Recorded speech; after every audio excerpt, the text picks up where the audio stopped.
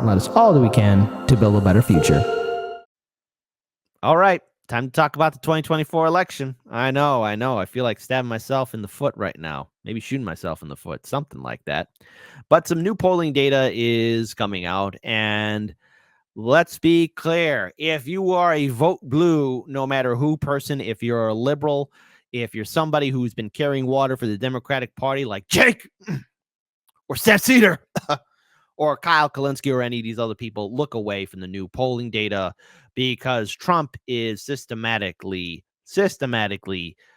beating Biden, which is why the establishment is doing everything it can to remove Trump because he is a true political threat to Joe Biden, just like how they're silencing RFK Jr. Now, again, I want to be clear on this. These statements here are not endorsements of any single candidate whatsoever, but the job of this show, the main purpose of the show, is to talk about current events, news, and give our opinion, our commentary. And the evidence is abundantly clear. Biden is losing favor and support amongst American voters. His administration has been one epic failure after another, after another, after another.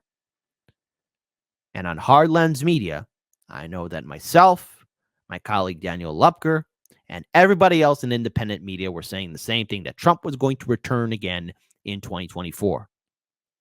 But so many liberals, so many vote blue no matter who people, and so many quote-unquote progressives were living on cloud nine, drinking their mimosas. They were at brunch. Because they've defeated the orange boogeyman. But new polling data is showing that Biden is one epic failure. So let's pull it up here. This is from Fox News. Fox News poll: support for Haley doubles in GOP primary. She tops Biden by 4, but that's not all. Disregard the fact that Haley, that's not her name, Nikki Haley, that's not her name. Here's new polling data showing Donald Trump, 59%. Right here. Again, it's a little bit lower than what he had in September, but whatever. The sanctimonious Ron DeSantis, it's still at 13%. Nikki Haley, that's not her name, from 5% to 10%. Vivek, well, went from 11 to 7. Mike Pence, oh, goodness gracious, Cretaceous. He got that 1% vote going from 3 to 4. Baron Vladimir Harkonnen, from 2% now to 3%. So it is what it is. But also, new polling data, 45% of Democratic primary voters now want to keep President Joe Biden as their party's presidential nominee, up from 37% in February. Still, a majority of 53% prefers somebody else at the top ticket, but it's not going to be Cenk Uygur. From February, going to March, and now 40. Seriously, people, get over the fact that Biden is a reliable warhorse, because let's go ahead and pull up this data right here. Choice for president if voting now. 9% for Cornel West, 16% Robert F. Kennedy for third-party candidate.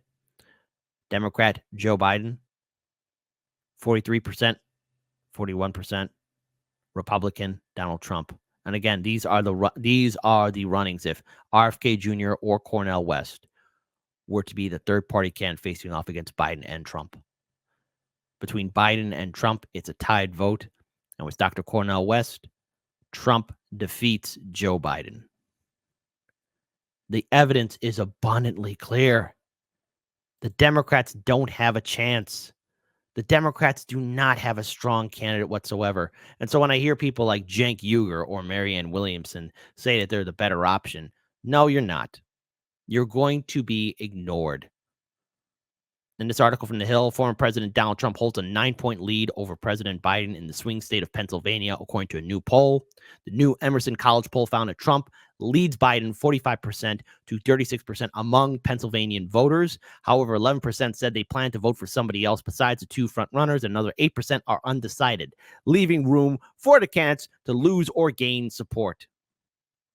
Only half of those supporting Trump said they would not think of something Trump may do over the next few months that would cause them not to support the former president in the 2024 election, while 22% can think of something he could do that would make them switch their vote. A slightly larger sum of Biden's supporters, 53%, said that they could not think of something Biden could do to make them switch, and 17% said Biden could do something to prompt them to change their minds. Support for Trump or Biden is also departure on age groups. The poll found Spencer Kimball, executive director of Emerson Polling, said Biden leads Trump 44% to 39% among all voters younger than 40, but Trump leads Biden 45% to 39% among voters younger than 30. Ay, ay, ay. Pennsylvania voters were also asked about the 2016 and 2020 election results. 61% said Trump won fairly in 2016, while 52% said Biden won fairly in 2020. Biden carried his home state of Pennsylvania in 2020 with 50% of the vote, while Trump garnered 48.8% of the vote. Trump had won the state in 2016 against then Democratic presidential candidate Hillary Clinton. The poll was conducted among 430 Pennsylvania voters between October 1st and the 4th, and a margin error of 4.7% votes. This is the world we are in. This is the madness that we are in when we have a party, and a two-party system, mind you, that shows how repulsed voters are for seeing a Trump versus Biden rematch. And it's clear, it's very clear, that when we add in third parties or independents, voters are going to flock for another choice. They're going to leave the traditional mindset of voting Democrat or Republican. And before anybody types in the comment section below, well, this just shows that if we have a third party candidate, we have to stop Trump because, oh no, Biden can lose. No. I say bring in the third parties and independents. I say bring in another option. I don't care whether they're independent, green, libertarian, doesn't matter to me. It is long overdue we stop supporting the sick system. I said in 2020 that Trump was going to run again. I said that, and so had everybody else in independent media, anyone that was still left that had critical thinking, who saw the writing on the wall and just how much of an epic failure Joe Biden and Kamala Harris truly are. Look at how this administration has continued on with a lot of Trump's foreign and domestic policies. I know, controversial statement to say that. Case in point, the economy, the border, everything. This entire situation that's been going on is because this administration has been more or less rebuilding the neoliberal image that everything's okay. But after you have somebody like Donald Trump, who more or less shows the ugly side of American politics, it's abundantly clear that people don't want to fall asleep anymore. People don't want that. And so voters will flock to another option. And when given another option, they will vote independent. And my vote, your vote, is not entitled to the Democratic Party. No third party or independent candidate is stealing your vote. And how can you spoil something that's already rotten? There's no stopping what's going to happen, liberals and Democrats. You did this to yourselves. And you tried to bully people in 2020. And you were successful. I will give you that. In making people feel bad for being independent. You were successful in more or less telling people what to do and what to think. But now that everyone is seeing Joe Biden for the failure that he is, it's not going to work anymore. And I encourage my audience to do as you feel. Vote however you feel like. And if you're not going to vote at all, that's fine too. Because this entire political system, nothing is going to improve our lives until we take the initiative. And you know what happens when I say initiative? It is through citizen ballot initiatives. It is actually for fighting for our rights at the state level, because nothing's going to happen in Washington, D.C., and nobody in the White House is going to help us.